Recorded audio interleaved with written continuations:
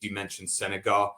Excellent defensive performance. Nigeria created little to nothing. And it seemed like the game was really destined to be a 0-0 draw. It seemed like both teams were content. I think we only had 3 shots on goal between both teams, but Nigeria makes an awful miscommunication in the defense, and Senegal snatches all 3 points. Football is really a game of moments sometimes, decisive moments. That's such a huge momentum boost for Senegal and such a drain for Nigeria. Eric Schell looked dejected at the post-match press conference. He said his team needed to show more aggression. They only played 20 good minutes in the whole match. How crucial is that moment? How big of a blow is that for the Super Eagles B moving forward in what looks to be a pretty tough group? No, it definitely was a big blow. And for me, that mistake is really inexcusable. It's unforgivable. When you think about the level that you're playing at, of course, mistakes can happen even at the highest level. But for sure, the miscommunication didn't have to happen. I think in terms of the defensive structure, as you said, they looked solid. Both teams were being nullified by each other. They cancelled each other out, really. And it showed that both teams have been well coached, for sure.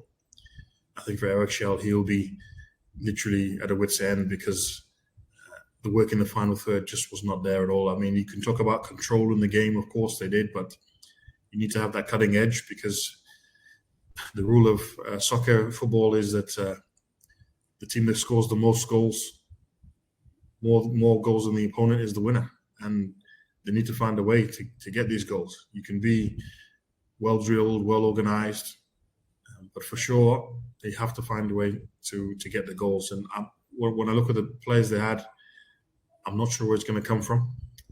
They also played Zanzibar before the tournament, and I was surprised that they drew goalless with them. So it's another game where they've not managed to hit the back of the net, and at the same time they've managed to give their opponents a gift. And the Senegalese deserve credit because they're well drilled, as I said, very resilient. Before the game, I'm sure they would have said that this is our trophy. Other teams have to come and take this trophy from us. So they're not going to give it up without a fight. And they fought throughout the whole game. Even when they went a goal up, they didn't want to relax. I think it gave them that extra boost to even run harder than they were. And I think it's going to be a sign that the rest of the group games with Sudan and Congo coming up again for both teams, it's going to be a very, very even group for me.